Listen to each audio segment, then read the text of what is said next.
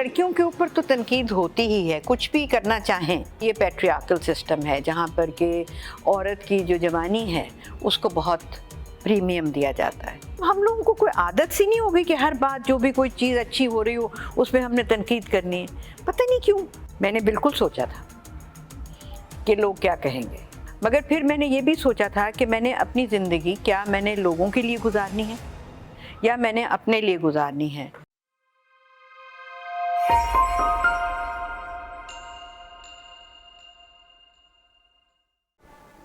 N मुताबिक के साथ मैं हूं निदा समीर, आपको खुशामदीद कहती हूँ प्रोग्राम में। आज हम आपकी मुलाकात करा रहे हैं वेटरन एक्टर समीना अहमद से। किसी तारुफ की मोहताज नहीं है, इसलिए मैं भी वक्त इसमें ज़ाया नहीं करूँगी। आइए इनसे गुफ्तगू करते हैं। कैसी हैं आप समीना आपा? बिल्कुल ठीक, अल्हम्दुलिल्लाह। ये बताइए कि आप 17 साल की थी तब से आप एक्टिंग कर रही हैं और 55 साल हो गए करियर को। पीछे मुड़ के देखती हैं, कैसा लगता है? ठीक लगता है।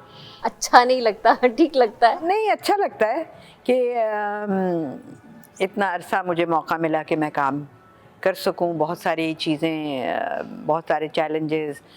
मुझे ये काम बहुत पसंद है, मुझे और कुछ आता नहीं असल में।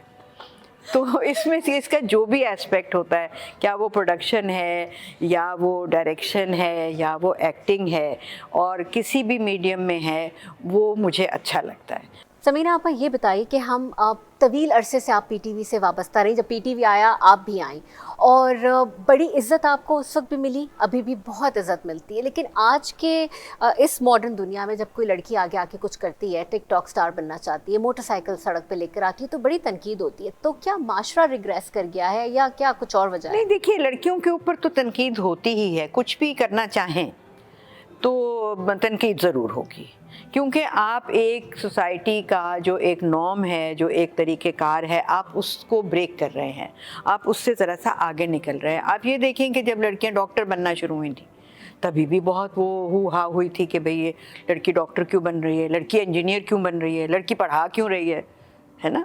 तो आप कहीं भी जो एक प्रिस्क्राइब्ड सा सोसाइटी का ने एक अपने तौर पर बनाया हुआ पैट्रियार्की कि जो मर्दों ने एक सोसाइटी बनाई हुई है, उससे अगर आप थोड़ा सा भी बाहर निकलेंगे तो तनकीद होगी। आपके करियर के हवाले से अगर मैं दोबारा बात करूं तो थिएटर किया है आपने, फिल्म की है, टीवी किया है ऑफ कोर्स बहुत तवील अरसे तक। सबसे रिवॉर्डिंग काम करना आपको कहाँ महसूस हुआ?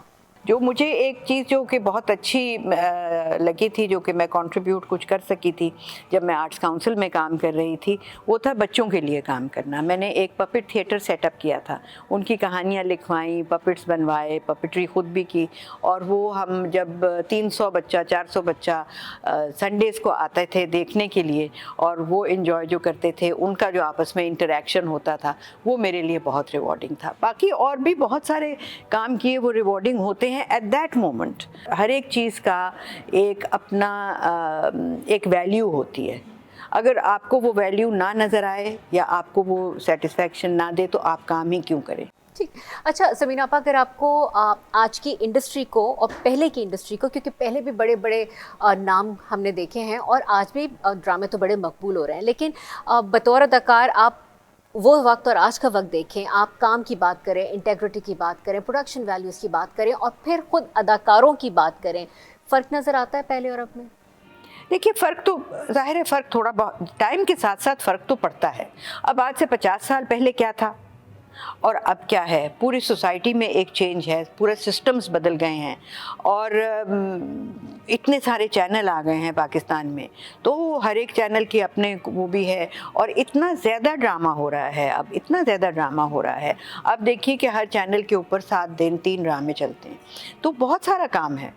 तो अब ये है कि बहुत सारे लोग हैं, बहुत सारी लड़कियां हैं, बहुत सारी औरतें हैं जो कि काम कर रही हैं, विच मुझे बहुत अच्छा लगता है कि हमारे यहाँ इतनी सारी ख़वातीन जो हैं वो काम कर रही हैं और अब कैमरे के पीछे भी हैं, प्रोड्यूसर्स भी हैं, एंकर्स भी हैं, न्यूज़ कास्टर्स भी हैं।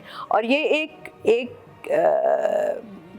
बहुत ही एक क्या कहते हैं इसको कि बहुत अच्छी खुशी की बात है कि एक औरतों की एम्पावरमेंट है इसके अंदर।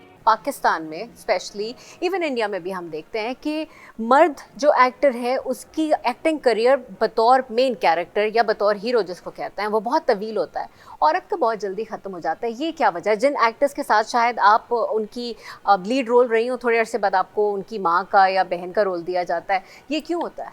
अगेन मैं ये कहूँगी कि ये पैट्रियार्कल सिस्टम है जहाँ पर कि औरत की जो जवानी है उसको बहुत प्रीमियम दिया जाता है, और औरत की जब वो जवान नहीं है तो फिर उसकी वैल्यू कम हो जाती है, क्योंकि मर्द जो है वो वैसे ही रहता है। नहीं तो फिर मैं आपसे ये पूछना चाहती हूँ कि आपने कभी एतराज़ नहीं किया जब आपको आप ही के एक साथी एक्टर की माँ या बड़ी बहन या फूफी बना दिया जाए तो? हाँ किया, एतराज़ किया, कई दफ़ा किया, मगर कई दफ़ा नहीं भी किया। कई दफ़ा मैं क्योंकि कैरेक्टर्स भी कर लेती हूँ जो मेरी अपनी एज है उससे ओल्डर रोल मैं कर लेती हूँ, और मैंने बहुत अरसे से किए हैं। जब मेरी काफ़ी कम उम्र थी तभी भी मैंने माँ का रोल करना शुरू किया था या दादी का करना शुरू किया था, वाइटनर लगा के ओल्डर रोल्स मैं कर लेती थी। तो अभी भी मैं कई दफ़ा कर लेती हूँ, मगर इतना ऐसा नहीं हो कि वो बिल्कुल ही मेरे बराबर का हो। मुझसे 8-10 साल तो छोटा हो ना कम से कम, क्योंकि मैं ये कहती हूँ कि भाई इस औरत की कब शादी हुई थी, इसका बच्चा कब हुआ है, कि कुछ तो फ़र्क नज़र आए ना। ठीक है मैं एज ज़रूर ले लूँगी, एज मैं अपने आप को कर लूँगी, मगर फिर भी कुछ तो सही लगे। PTV awards, Nigar awards, pride of performance आपको मिल चुका है। आजकल के अवार्ड्स बड़े दूसरे ममालिक में जाकर होते हैं, बड़ा ग्लैमर है उनके साथ एसोसिएटेड, लेकिन बड़ी तनकीद की भी जद में रहते हैं, क्या वजह? देखिए मैं तो ये कहती हूँ ठीक है कुछ बीच में नेपोटिज्म भी होगी या कोई थोड़ी सी फेवरेटिज्म भी होगी, नहीं भी होगी, मतलब हम लोगों को कोई आदत सी नहीं होगी कि हर बात जो भी कोई चीज़ अच्छी हो रही हो उसमें हमने तनकीद करनी है। पता नहीं क्यों। अच्छी बात है अवार्ड हो रहा है, अच्छी बात है कि कुछ एक्टर्स कुछ जो क्रिएटिव काम कर रहे हैं उनको सराहा जा रहा है, उनको पहचाना जा रहा है, तो ये बहुत अच्छी बात है। वो क्रिएट हो रहे हैं, मतलब एक लेवल के ऊपर जा रहे हैं और वो अच्छा काम करना चाहते हैं। तो इसमें ऐसी तनकीद खामखा क्यों हो, उसने ऐसे कपड़े क्यों पहन लिए हो, ये तो फेवरेटिज्म है, ये इसको ऐसे नहीं करना चाहिए था, भाई क्यों? You wear many hats. आपने अलहमरा आर्ट्स काउंसिल के लिए आपने काम किया है, आप एक्टर हैं, डायरेक्टर हैं, प्रोडक्शन किया है आपने साथ में, उसके साथ साथ आप एक सिंगल पेरेंट रही हैं।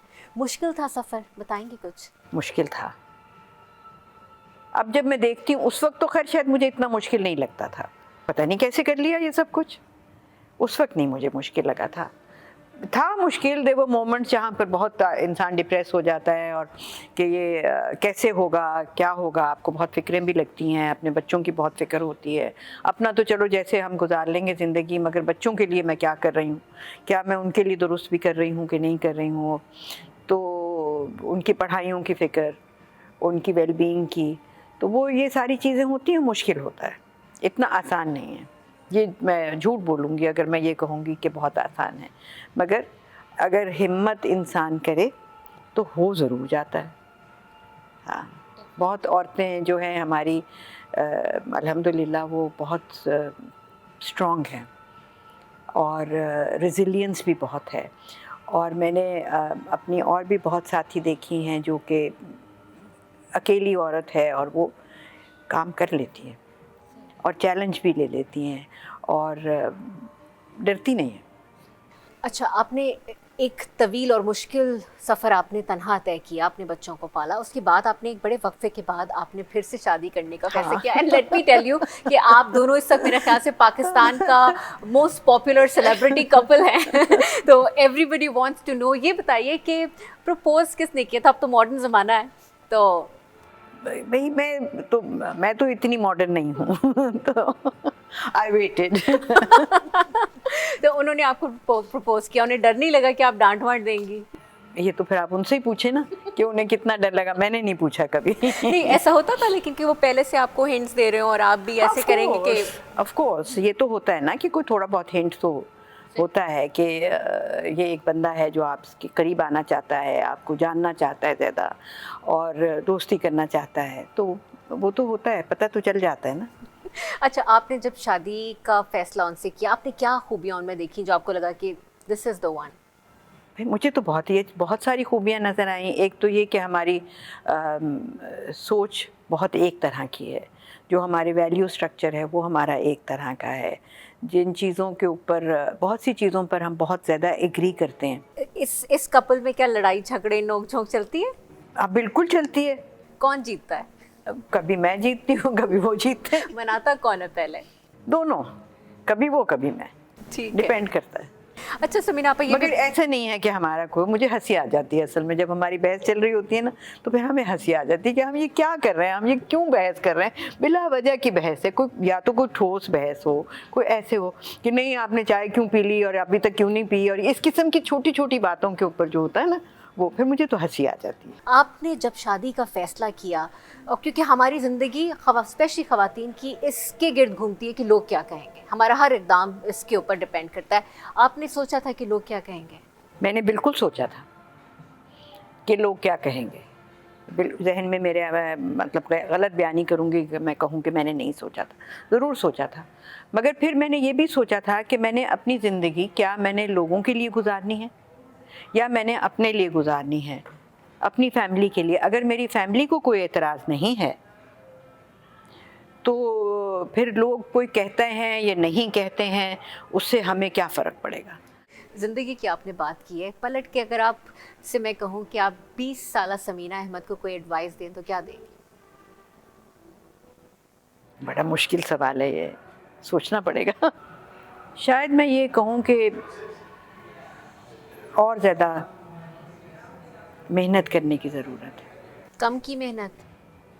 शायद और ज़्यादा मेहनत करने की ज़रूरत है, और ज़्यादा काम करने के। शायद मैं ये कहती कि फोकस करो काम के ऊपर, इधर उधर ना देखो, बस फोकस कि करना क्या है। समीना आपा, बहुत बहुत शुक्रिया, आपने इतनी मसरूफियत के दौरान तैयार गैर में हमारे लिए वक्त निकाला। Thank you very much. नहीं, बहुत शुक्रिया आपका। इसी के साथ मुझे भी दीजिए इजाज़त। अगले हफ्ते एन मुताबिक एक और गेस्ट के साथ आपके साथ मौजूद होंगे। खुदा हाफिज़।